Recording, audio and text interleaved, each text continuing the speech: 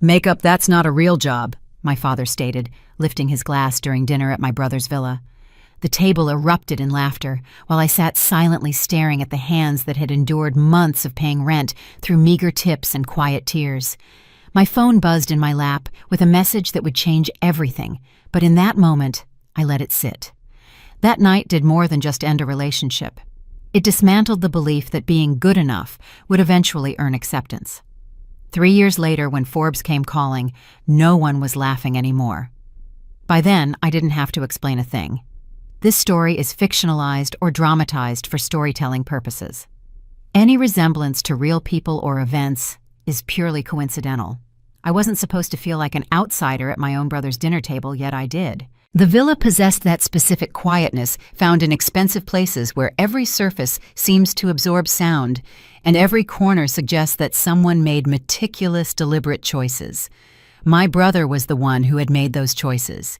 The space was a reflection of him, his taste, and his success. I was merely an occupant in it. Everyone else seemed to belong there. My father occupied the head of the table, possessing the casual ease of a man who had been told many times that his opinions were of great consequence. My mother sat beside him, nodding at all the appropriate moments, her attention drifting between the dinner conversation and the view visible through the floor-to-ceiling windows. My brother was holding court fielding questions about a recent business deal, expansion plans, and timelines that sounded both ambitious and inevitable. I sat in the seat I was assigned. No one suggested I move closer. No one had reserved a spot for me near the center of the action. When my brother's assistant brought out the wine, she served everyone else first, reaching me last almost as an afterthought. It wasn't overt cruelty. It was something subtler, the unspoken assumption that I didn't require inclusion in the same way the others did. My father began discussing my brother's trajectory, a word he frequently employed when he wanted to make a subject sound significant. He spoke of vision-calculated risks and the specific kind of discipline required to build something of substance. My mother listened, as she always did, her face soft with pride, her silence acting as a form of agreement. When my father finally turned his attention to me, his tone resembled someone checking a box on a list. "So what have you been up to?" I told him I was working. I was doing makeup and focused on building a client base. He smiled, but it lacked the warmth he directed toward my brother. It was the smile people use when they are being polite, the one used while waiting for you to finish so they can move on to a more interesting topic. "Makeup," he remarked. "That's not a serious job." The table laughed. It wasn't loud or particularly mean-spirited. It was just enough to demonstrate their collective agreement. It was just enough to signal to me that whatever I was doing, it did not compare to my brother's achievements. It wasn't the sort of pursuit that earned one a place at this table. I looked down at my hands. These were the hands that had spent the last 6 months gripped around brushes, blending various palettes, and working late shifts at events where no one even knew my name. These were the hands that had cleaned up after exhausting days, counted out tips to cover the rent, and carried everything I owned up 3 flights of stairs to a studio apartment with a window that never quite closed. I had nurtured the thought that if I worked hard enough, stayed quiet enough, and didn't ask for too much, I would eventually be seen. I had viewed being good enough as a kind of currency, something I could save up and spend when it truly mattered. But no one was keeping count. My phone buzzed again. I glanced down, expecting a work message, or perhaps a client confirming a booking. Instead, I saw a text from my fiancé, the man I was scheduled to marry in 8 months. He was the man whose mother had never quite warmed to me, who had made disparaging comments about my profession and my background. The message was brief, stripping away 8 months of planning and 3 years of history in just 6 words. He didn't offer a phone call or a conversation. He simply delivered his mother's verdict, as if it were an executive order. "My mom doesn't approve. We're done." We were over because I didn't fit a criteria I was never told I had to meet. I read it twice, the blue light of the screen blinding in the dim villa. Then I set the phone down screen side against my thigh and looked back up at the table. No one had noticed. My father was still speaking.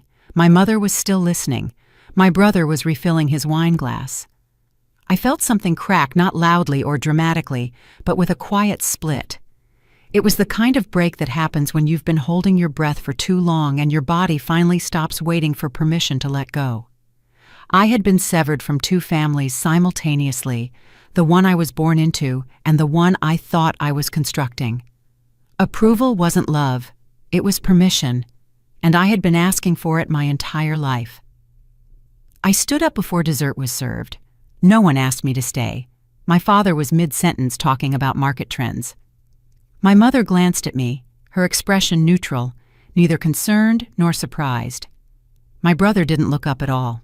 I said something about needing to leave early, though I don't remember the exact words. It didn't matter. No one tried to stop me. I walked out of that villa, and out of that carefully arranged life. I didn't feel angry, and I didn't feel betrayed. I felt clear. I didn't leave in a rage. I left knowing I wouldn't come back as the same person. The dinner continued without my presence. I knew it did because no one followed me out. No one sent a text to check on my well-being, and no one called to say they had noticed my early departure. The evening had simply moved on, much like water flowing around a stone. I had been there, and then I wasn't, and the shape of the table remained unchanged. I sat in my car for a while before driving. I wasn't crying or angry. I was just still. It was the kind of stillness that occurs when you realize you've been holding a specific position for so long that you forgot it wasn't your natural state.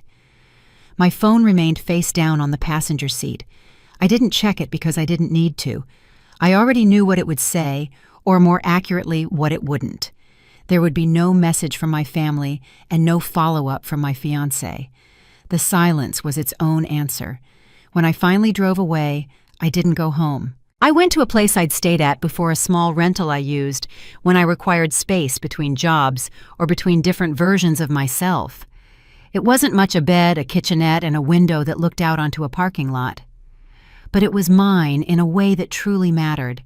No one held opinions about it, and no one was disappointed by it. I sat on the edge of the bed and looked at my hands once more.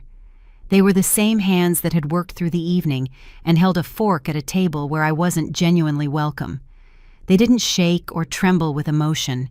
They were just there, resting on my knees, waiting. I thought about the way my father had dismissed my profession. Makeup. That's not a serious job. I recalled the way everyone had laughed, not because they sought to wound me, but because the idea genuinely seemed absurd to them. The idea that what I did could matter, or the idea that I could matter. I also thought about my fiancé, who had terminated our engagement with a single text message. He had chosen his mother's approval over me without hesitation, without a conversation, and without even the basic courtesy of a phone call. I wasn't hurt in the way I expected to be. I wasn't devastated. I was something colder and sharper. I was awake. The following morning, I woke up to a message from my mother. It was brief and polite, asking if I'd be home for dinner later that week. There was no mention of the night before, no acknowledgement that I'd left early, and no recognition that I'd been dismissed, or that I'd sat at a table where my presence was merely tolerated rather than valued. I stared at the message for a long time. I could see the pattern I'd been living in quite clearly now. My absence didn't create a gap. It didn't raise questions. It was expected, and perhaps even preferred. I had spent so much of my life attempting to fit into a space that was never designed for me. I had made myself smaller, quieter, and easier to manage. I had convinced myself that if I just avoided causing trouble and stayed out of the way, I would be kept, that I would be chosen. But I hadn't been. I sat in that rented room and watched the morning light move across the floor. I didn't answer my mother's message, not out of anger or a desire to punish her, but simply because I had nothing to say. Later that day, my phone rang. It was my ex-fiancé. I almost didn't answer, but I did because I wanted to hear how he would explain it. He didn't offer much of an explanation. He claimed things were complicated. He said his family had certain expectations. He said he thought it was better this way, that we both deserved to be with people who fit. I didn't argue. I didn't ask him to reconsider. I didn't attempt to convince him that I was worth choosing. I just listened. And when he was finished, I simply said, "Okay." There was a pause. I think he expected me to fight, to cry, to plead, or to ask what I'd done wrong, but I did none of those things. I said, okay, and I hung up. I sat with the phone in my hand, feeling its weight and the finality of the situation. This was the end of something, not just a relationship, but a version of myself that had believed staying quiet was a form of protection. Silence hadn't protected me. It had just made me easy to overlook. I spent the remainder of the day thinking about what I wanted, not what my family wanted, not what a partner wanted, and not what anyone else expected, but just what I wanted. And what I wanted was simple. I wanted to work. I wanted to build something that didn't require anyone's approval but my own. I wanted to stop asking to be kept. That night, I didn't return to my family's house. I didn't text my mother to explain, and I didn't send my brother a message regarding the dinner. I just stayed where I was in that small rented room with the parking lot view and the quiet. No one came looking for me. No one called to check in. No one seemed to notice that I hadn't come home. And that was when I truly understood, if someone needs permission to stay, they are never actually standing with you. I didn't make any grand decisions that night. I didn't pack my bags, write a letter, or plan a dramatic exit. I just noticed that something had shifted. The quiet didn't feel like abandonment anymore. It felt like information. No one was coming to look for me, and for the first time, I understood that waiting had been a choice. So I stopped making it. The message from my mother arrived late in the morning. She didn't ask where I was or if I was okay. She simply wanted to know if I'd be home for dinner. I read it once, then locked my phone and set it down. There was nothing to answer yet. Silence wasn't a gap I needed to fill anymore. It was a boundary I was finally drawing. By early afternoon, I was driving back to my family's house. I went at a time I knew the rhythm of the household would be at its most distracted. My father would be in his study, buried in overseas market reports. My brother would be at the firm. My mother would be preoccupied with the logistics of her upcoming charity gala, debating guest lists and seating charts. I wasn't going back to talk. I was going back to collect what belonged to me. The house looked exactly the same, orderly, finished and untouched. When I stepped inside, the air-conditioned stillness felt less like returning and more like entering a gallery where I was no longer a part of the collection. My mother was in the kitchen peering at a floral arrangement. She glanced up, registered my presence with a brief, polite smile, and went back to adjusting a stem of hydrangea. I went upstairs. In my room, I opened the closet and started choosing. Not everything, just the essentials, the clothes that felt like me, the practical pieces I wore to long shifts on set, the books I actually read, and a single box for the personal items that mattered. I paused at my vanity. Resting there was a heavy silver-plated jewelry box, a gift from my father on my 21st birthday. I used to polish it every week, treating it like a physical anchor to this family. I opened it, saw the pearls my mother had chosen for me to wear to the right kind of parties, and closed it. I left it on the dresser. If a gift was meant to mold me into someone I wasn't, I didn't want to carry its weight. My mother appeared in the doorway while I was folding a denim jacket. "Are you going somewhere?" she asked. Her voice was light, as if she were asking about a weekend trip. "I'm going to stay at my studio apartment for a while," I replied. She nodded, her eyes drifting toward the open box on my bed and then back to the hallway. "Do you need help with the boxes?" "No. I've got it." She lingered for a second, her fingers tapping a rhythm on the doorframe, a habit of hers when she was ready to move on to the next task. "Okay," she said. "Let me know if you change your mind about dinner." She walked away before I could respond. I carried the first box to the car. On my second trip, my father passed me in the hallway. His phone was pressed to his ear, his voice sharp as he discussed a contract. He barely slowed down, giving me a distracted nod as he navigated past my box. He didn't ask why I was carrying my life out the front door in cardboard. He didn't look back. My brother wasn't home. His absence was the only thing that felt consistent. I loaded the last box into the trunk and stood there for a moment, keys in my hand. The house behind me didn't feel like a loss. It felt neutral, like a hotel room I had checked out of after a very long stay. Leaving didn't require an argument or a dramatic exit. It didn't require permission from people who hadn't been looking at me anyway. It just required motion. I got into the car and drove away. No one watched from the window. No one followed. For the first time, that lack of attention didn't feel like a wound. It felt like freedom. The first place I worked out of wasn't impressive. It was a shared studio in a neighborhood where the streets were lined with auto body shops and wholesale fabric warehouses. People came here to grind, not to be seen. The overhead fluorescent lights were harsh and flickered with a low hum, stripped of any soft filters. They showed every uneven pore, every mismatched shade, and every unblended line. There was nowhere to hide a mistake. That suited me perfectly. I took whatever work came my way, not because it was inspiring, but because it built the foundation. I worked weddings where I was tucked in a corner of a crowded hotel room, far from the main artist. I worked events where my name was just a line item on an invoice.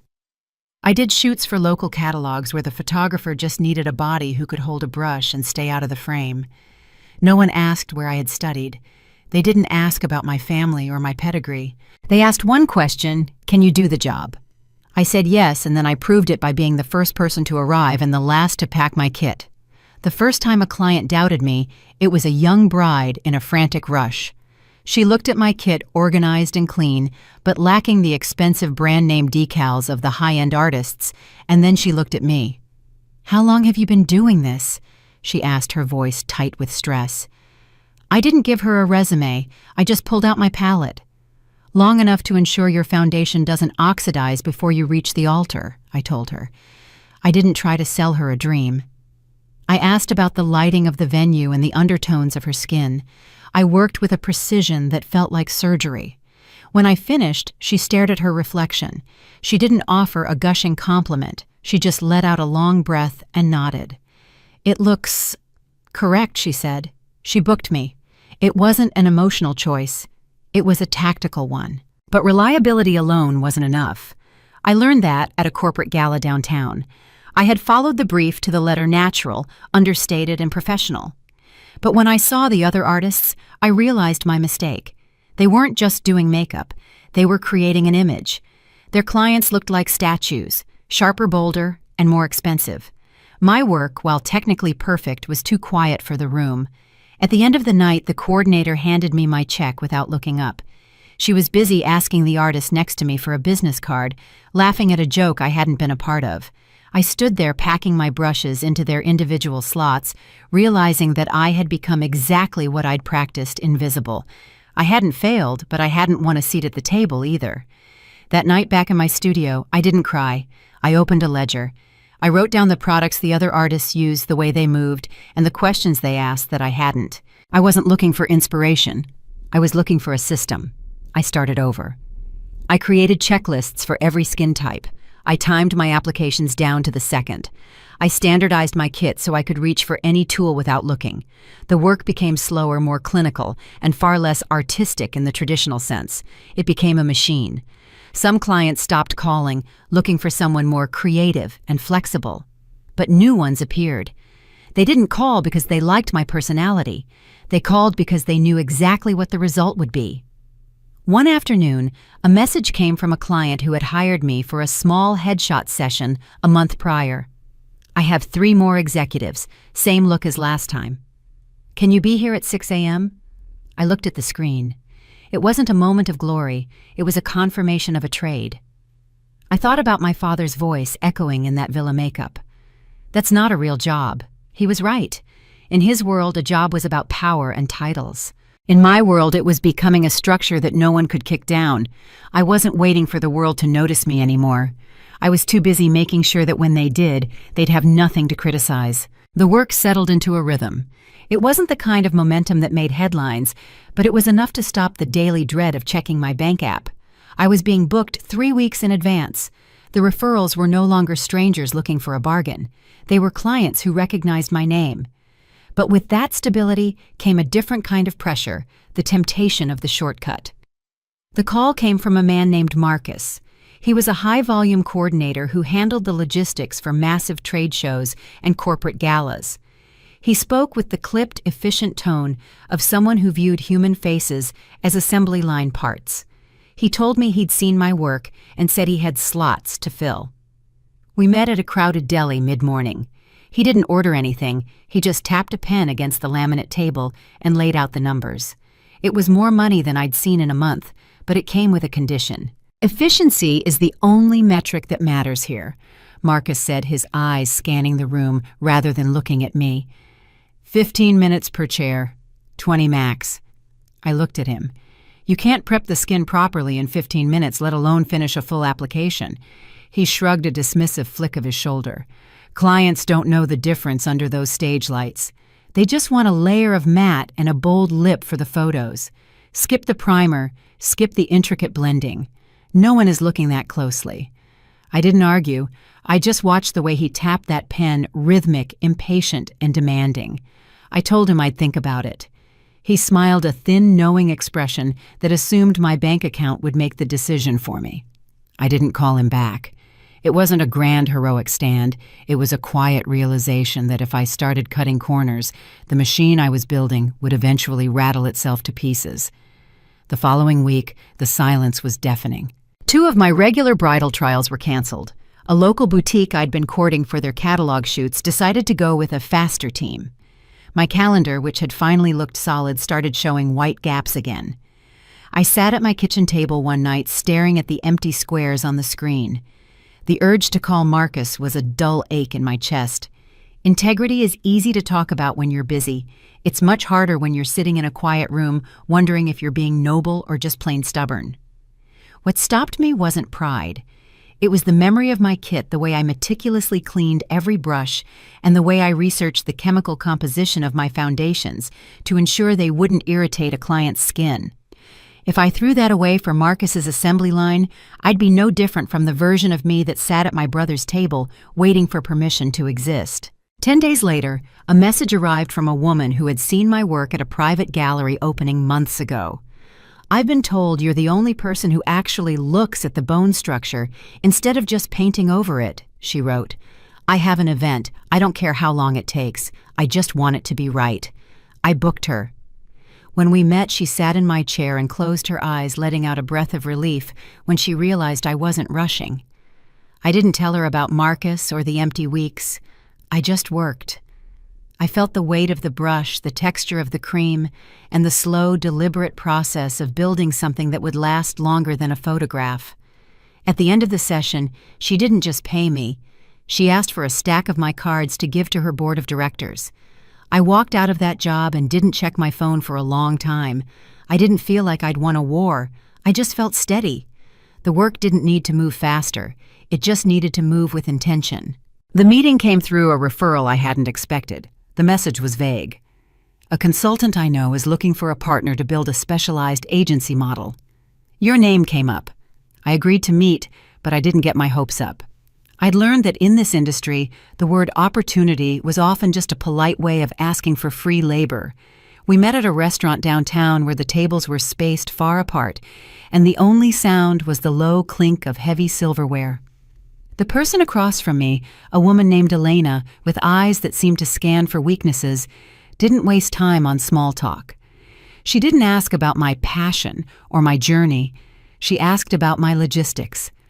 How do you handle a double-booked Saturday when your lead artist gets a migraine? She asked.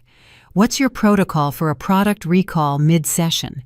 How do you document your color theory for a client who needs a repeat look 6 months later?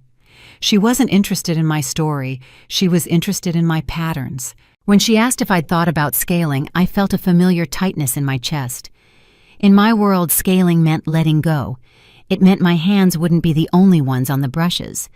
You're a bottleneck, Elena said, her voice calm and devoid of malice. Right now, the business is your heartbeat. If you stop, it stops. If you want to build a foundation that lasts, you have to stop being an artist and start being a system. Then came the conditions. If I accepted her firm's backing, I would have to standardize every kit. I'd have to use their CRM to track every minute of a session. I would no longer have the final say on which clients we took or how we priced our time. The gut feeling I'd relied on to survive would be replaced by spreadsheets and performance metrics. It's not about taking your voice, she said, sensing my hesitation. It's about making sure your voice can be heard even when you aren't in the room. I told her I needed time. She didn't push. She didn't offer a rehearsed pitch about reaching my potential. She just paid the check and left. At home, the idea felt like a weight. I looked at my brushes laid out in perfect order on my vanity. I tried to imagine a stranger using them. I tried to imagine my decisions being filtered through Elena's accountability filters. I thought about my father.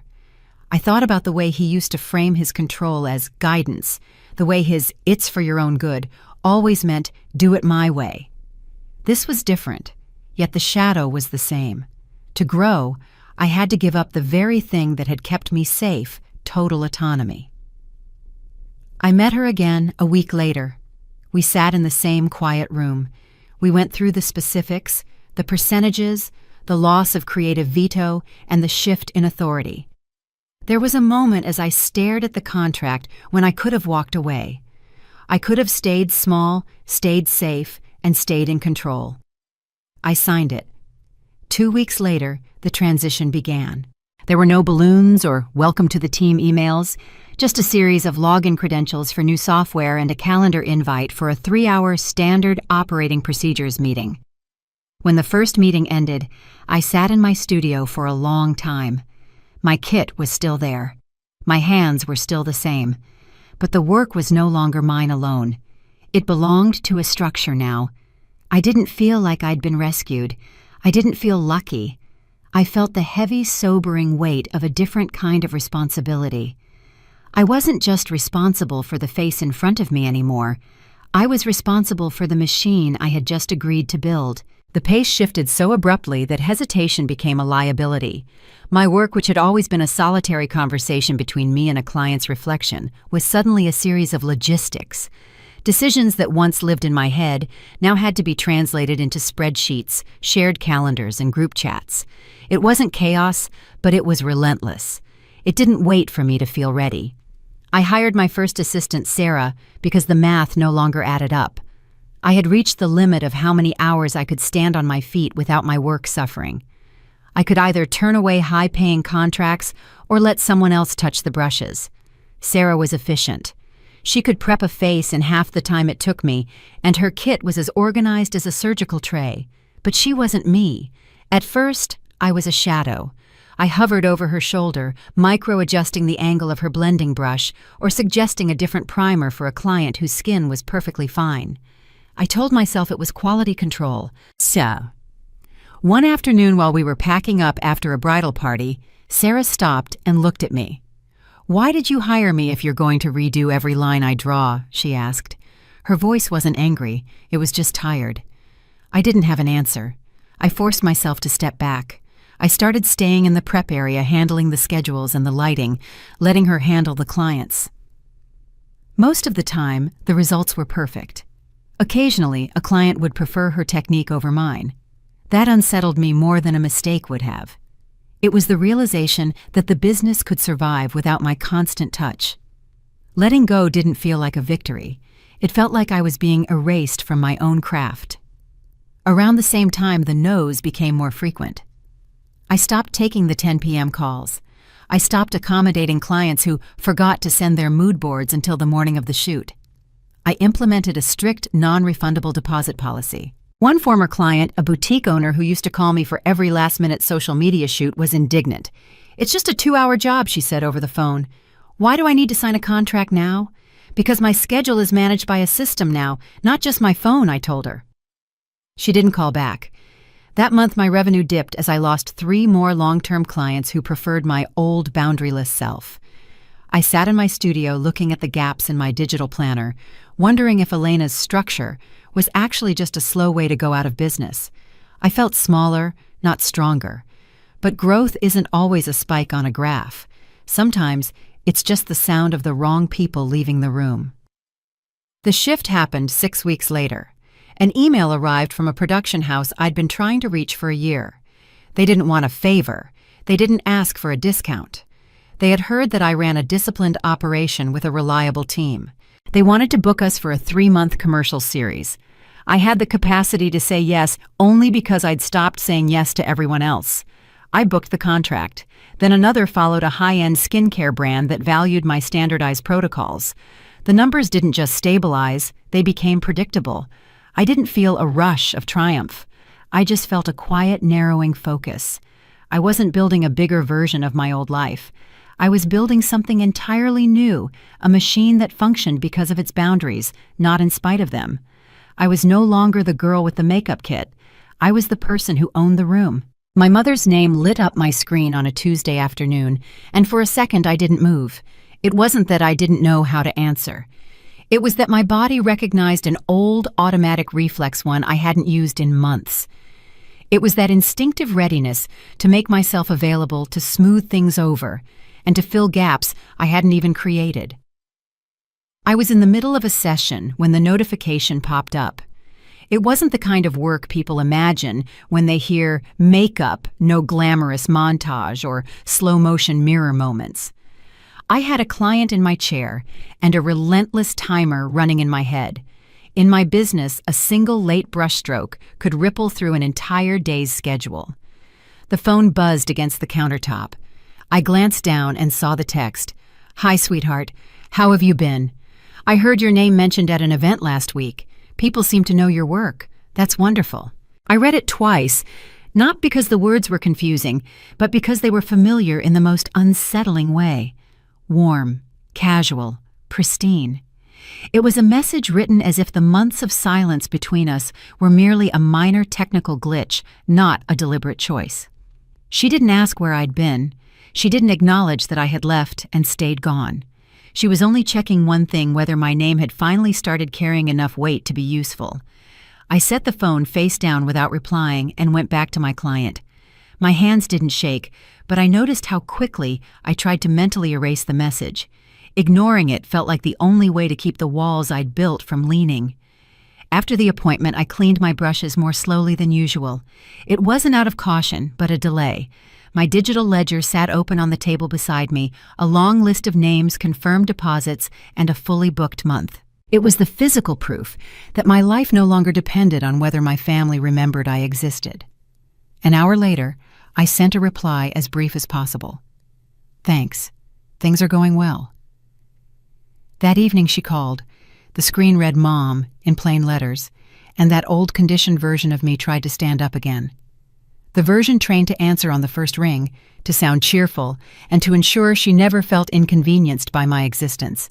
I let it ring long enough to hear myself think. Then I answered. Her voice was bright and familiar, as if we'd spoken only yesterday. She asked how I was, what I'd been working on, and if I was happy. I gave her simple, factual answers. I didn't owe her a performance anymore. I was fine. I was busy. Yes, I was happy. She told me she'd run into a socialite at a charity event who had mentioned my name. Apparently, I'd done the makeup for a high-profile wedding that was still being discussed in the circles my mother valued. She said it with a note of genuine surprise, as if she hadn't expected me to be capable of work that mattered in rooms like hers. "That's great," she said. "I had no idea you were doing so well." I didn't correct her. I didn't point out that she hadn't known because she hadn't looked. I just let the sentence sit in the air between us. "Thank you," I said. There was a pause. I could hear her reaching for a bridge without looking down at the chasm that separated us. "You should come by sometime," she suggested. "Your father would love to hear about what you're doing."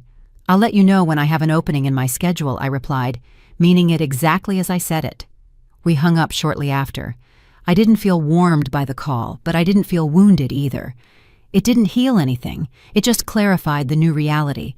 Validation that arrives only after you've succeeded isn't healing, it's just informational. 2 days later, my brother called.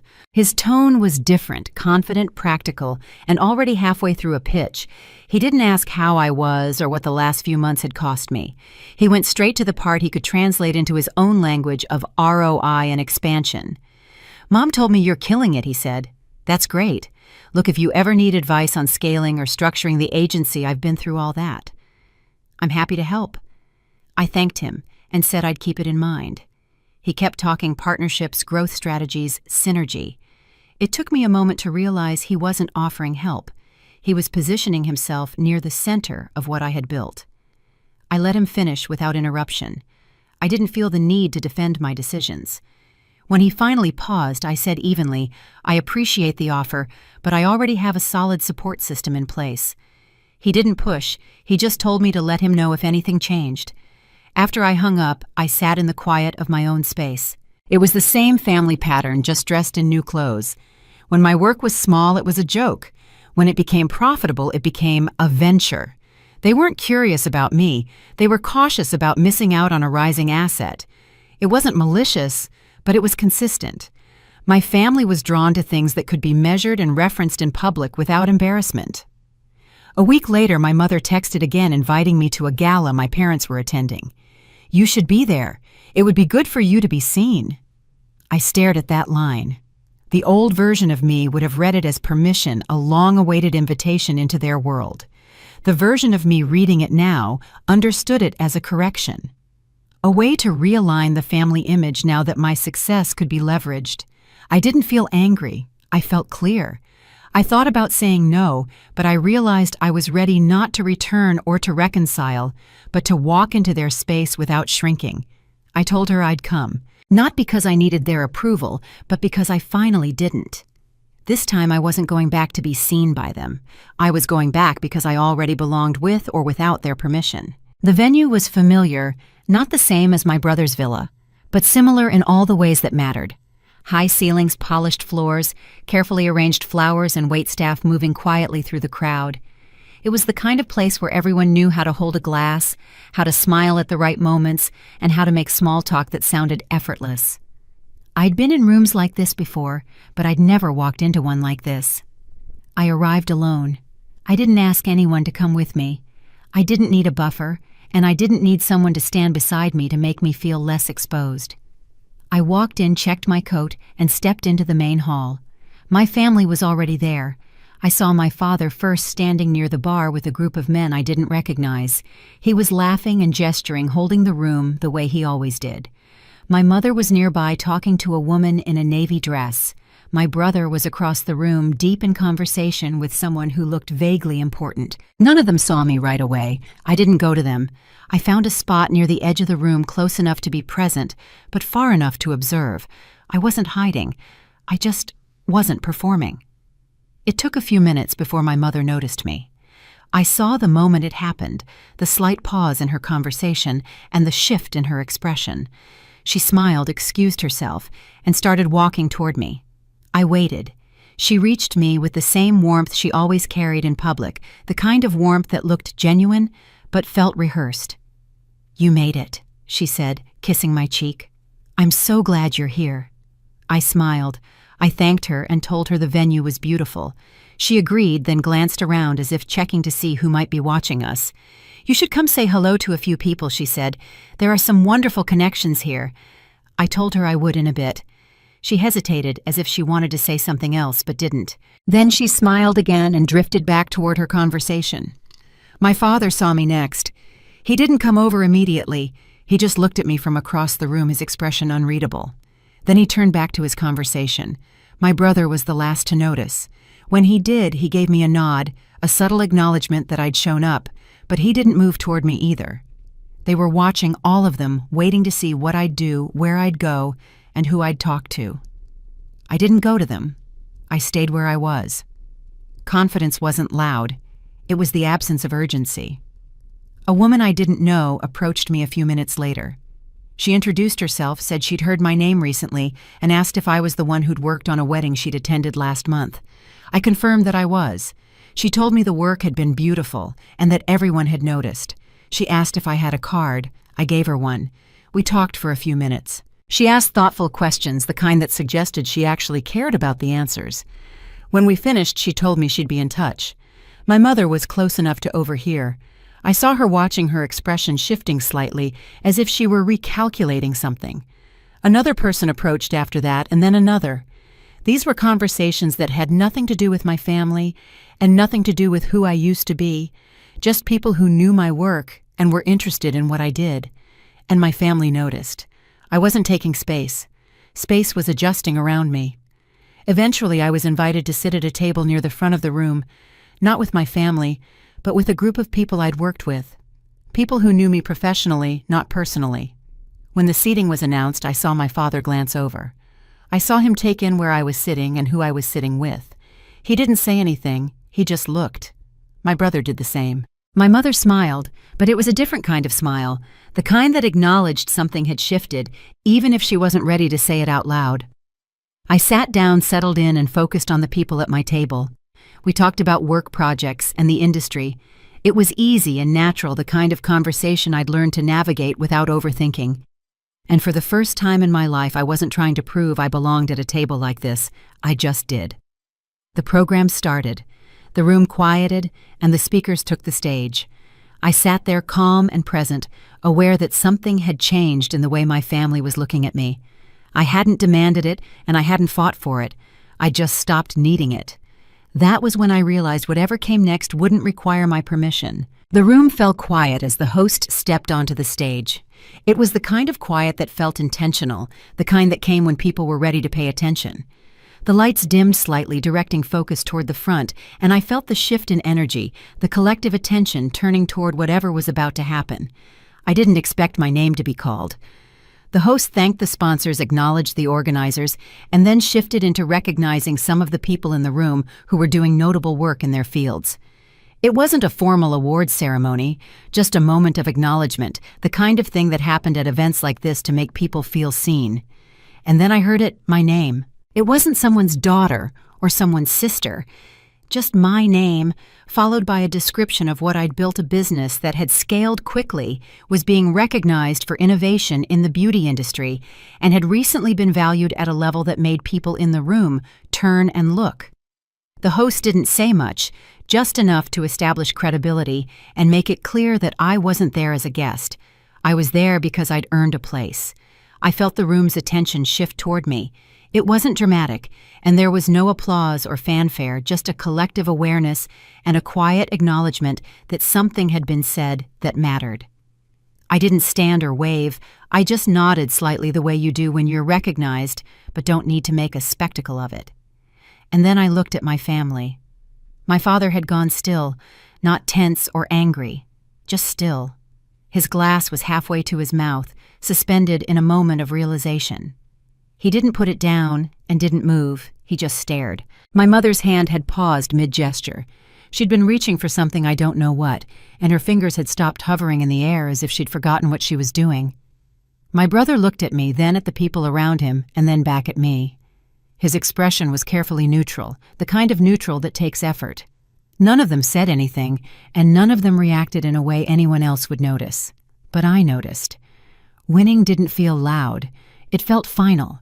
I didn't feel triumphant, vindicated, or the rush of victory I'd imagined I might feel if this moment ever came. I just felt clear. This wasn't about proving them wrong. It wasn't about making them see what they'd missed. It was about the fact that their opinion no longer defined my worth. The host moved on to the next recognition. The room's attention shifted, and the moment passed. But the shift didn't. I stayed in my seat, listening to the rest of the program and participating in the conversations around me when it was appropriate. I didn't seek out my family, but I didn't avoid them either. I just existed in the same space, no longer trying to earn a place in it. When the program ended and people started moving around again, I stood and joined a few conversations near my table. People I'd worked with, people who knew my name because of what I did, not because of who I was related to. My father eventually approached. He didn't come immediately. He waited, let some time pass, and let the moment cool before making his way over. He didn't say congratulations. He didn't apologize for dismissing my work years ago. He didn't acknowledge the gap between what he'd thought of me then and what he'd just heard announced. He just said, "That's impressive." I thanked him. He asked a few questions about the business, about growth, and about what came next. I answered, but I didn't elaborate. I didn't try to explain the journey or make him understand what it had taken to get here. I just gave him the facts. He nodded, processed, and then told me he'd like to talk more sometime, that he might be able to help. I told him I'd keep that in mind. He didn't push. He just nodded again and drifted back toward his group. My mother came over next. She was gentler and warmer, but there was something in her expression I hadn't seen before. It wasn't pride exactly, but more like reassessment. "I'm so proud of you," she said. I nodded. "Thank you." She wanted to say more. I could see it, but she didn't.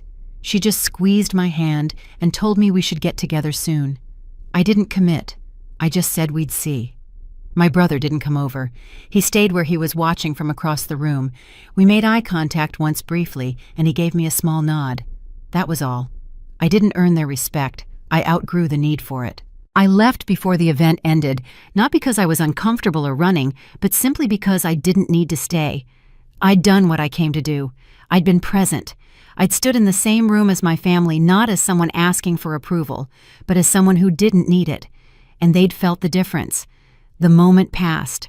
What stayed was the shift. The gala ended, but the conversations didn't. My father called 2 days later. My mother texted the following morning.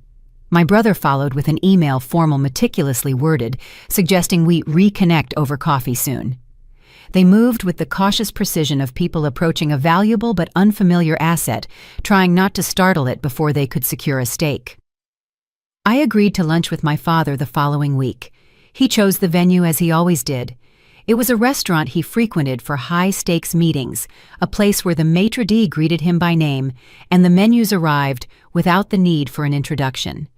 It was a space designed to remind every guest that significant decisions were made there by significant people. I arrived exactly on time. I dressed simply, choosing a tailored blazer that signaled professionalism without trying too hard to impress. I wasn't there to perform.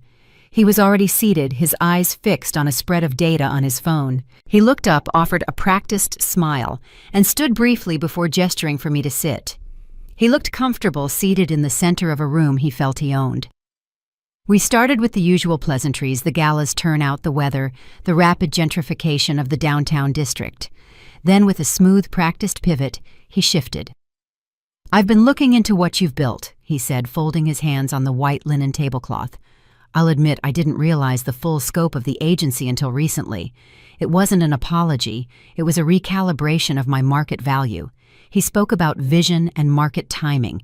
He discussed how the industry rewarded those who understood when to scale aggressively. He used the same expansive language I'd grown up hearing at the dinner table.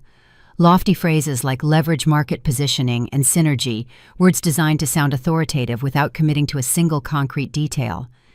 I listened in silence, letting him finish his pitch. Finally, he leaned back, his eyes narrowing slightly. "There are people in my network I could introduce you to. Capital isn't the hurdle if you structure the deal correctly. The real question is, how aggressively are you willing to dominate the market?" I nodded slowly, as if weighing the merit of his offer for the first time. "Our revenue has been growing at 23% quarter over quarter," I said, my voice flat and professional. "But I intentionally throttled our expansion during the last cycle." He paused, his brow furrowing. "Why, in this climate, you never slow down momentum." "Retention dipped when we pushed for volume," I replied. Margins looked healthy on paper, but the operational strain was showing up in client feedback and staff turnover. I wasn't willing to trade long-term brand equity for a short-term spike, so we adjusted. I didn't raise my voice or rush my words. I spoke the way I did in my own boardroom, precise, data-driven, and entirely unemotional. He asked about our burn rate. I gave him the exact percentage. He mentioned diversification into product lines. I explained why we were holding off until our service quality stabilized. He suggested bringing in outside advisors. I listed the consultants I already had on retainer and exactly why they were chosen. The more he spoke in broad abstractions, the more specific I became. I watched him realize that I wasn't just doing makeup, I was running a machine. He wasn't offended, he was recalculating. "That's impressive," he said finally. This time it didn't land as the condescending praise of a father. It was the recognition of a peer. Then he tried one last time, his tone more calculated. "With the right family connections, you could accelerate this tenfold. Family names carry a certain weight in this city." I looked him in the eye, my expression steady. "I'm aware," I said. "That's exactly why I'm so selective about who I let in." He studied my face, searching for a hint of the girl who used to crave his nod of approval. He didn't find her. We finished lunch politely. He paid the check and we walked out into the bright afternoon air. He said we should talk again soon. I told him we could, but I didn't reach for my calendar. My mother's approach was different. When we met for coffee, she stayed away from business. She talked about missing my presence and how she'd always been quietly proud. She spoke as if that pride had been a constant hidden beneath the surface rather than something earned through a Forbes mention. I let her talk. I didn't correct her revisions of history. When she asked if I'd return to the Sunday family dinners, I told her I'd consider it. She squeezed my hand and told me she loved me. I told her I loved her too. Both statements were true, but they no longer carried the power to bind me. My brother's outreach remained the most clinical. He emailed about strategic alignment and intersecting paths. I replied with professional courtesy and nothing more. Over the following weeks, they stayed present, hovering at the edges of my life, neither demanding nor aggressive. They wanted access not just to me, but to the ecosystem I had built. And I finally understood the difference. I didn't need to cut them off or start a confrontation. Boundaries don't require drama. They only require consistency. They had finally seen what I could do, but I had already decided what I wouldn't give them. My business was mine. My future was mine. And for the first time, my name belonged to me, not to them. The work continued not with a roar, but with a steady, deliberate pulse. The business grew in ways that felt sustainable rather than explosive. I was hired with caution. I expanded with intent. I began saying no more often than I said yes. And I realized with a quiet sense of relief that I had stopped apologizing for it. My family remained in my life, though the orbit had changed. We texted occasionally. We saw each other at holidays and the kind of high society events where presence was a social requirement, but closeness was optional. They no longer dismissed my work. They didn't laugh when someone asked what I did for a living, and they never suggested that makeup wasn't a real job. They still didn't fully understand it, but I had finally reached a place where I no longer needed them to. My father would occasionally email articles on market trends or venture capital. I thanked him. Sometimes I read them and sometimes I let them sit in my inbox. My mother invited me to Sunday dinners. I went when I felt like it, and I offered no elaborate excuses when I didn't. My brother reached out with questions that sounded like professional curiosity, but still carried the faint scent of calculation. I answered only what I felt comfortable sharing. We were family, but we were no longer entangled. The relationship had settled into a territory I could navigate, not warm, not particularly close, but honest. Success hadn't healed the old wounds. It had simply stopped them from bleeding. I still thought about the woman I used to be, the one sitting at that villa dinner table, with her hands folded tightly in her lap, listening as her life's work was reduced to a punchline. The one who believed that if she stayed quiet long enough, someone would eventually notice she was worth keeping. I didn't resent her. I just didn't live inside her skin anymore. A few months after the gala, I was in the studio early one morning. The space was draped in the peaceful gray of dawn, silent, except for the low hum of the lights and the rhythmic clack-clack of brushes being laid out on the station. A new assistant, a girl no older than I had been at the start, arrived a few minutes late. She began apologizing before she even crossed the threshold. "It's fine," I said, not looking up from my palette. "Set up at Station 3. She stood beside me for the next hour, watching every movement of my wrist with a desperate kind of intensity. She nodded too often, as if terrified she might miss a single detail. When I finally handed her a blending brush and asked her to take over the base layer, she froze. Her hands shook. It was a slight tremor, but in our world, a millimeter is a mile. She noticed it too. I saw her shoulders hunch, her breath hitching as she braced herself for a sharp correction or a dismissive sigh.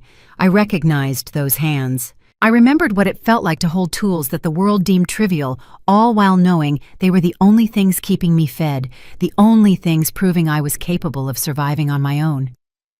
I didn't say anything at first. I didn't point out the shaking. I simply stepped closer, adjusted the angle of the ring light to hit the model's cheekbones, and placed a hand gently on the girl's shoulder. It wasn't a gesture of guidance or control. It was just an anchor. "Take your time," I said softly. "No one in this room is rushing you." I felt the tension leave her frame. Her hands steadied not perfectly, but enough. She continued slower now, her movements becoming more deliberate, more earned. When she finished, she looked at me, her eyes searching for a verdict. "It's good," I told her, and I meant it. Not because it was flawless, but because it was careful. It was honest work. She exhaled a breath she seemed to have been holding for years. I didn't tell her my life story. I didn't warn her how cold the world could get or promise her a glory I couldn't guarantee. I simply gave her what I had once craved: space, clear expectations, fair pay, and a room where she didn't have to apologize for her ambition. That was enough. Later that evening, alone in my apartment, I realized how far the circle had traveled. I thought of the distance between the hands that had been laughed at across a white linen dinner table and the hands that were now steadying someone else's. I didn't feel victorious. I didn't feel like I'd won a battle. I just felt finished. Finished with the hunger for permission. Finished with the exhaustion of waiting to be chosen. Finished with shrinking my soul to fit into rooms that were never designed to hold the full weight of me. I hadn't built this life to prove them wrong. I had built it so I could finally stop asking if I was allowed to exist. If you've ever been told your work isn't real, I hope you kept going anyway. If this story feels familiar, know that you don't owe anyone an explanation for the life you are constructing. Sometimes the loudest victories are the ones that happen in the quiet, when your hands finally stop shaking and you realize you are no longer asking for a place to stay. You've already built your own.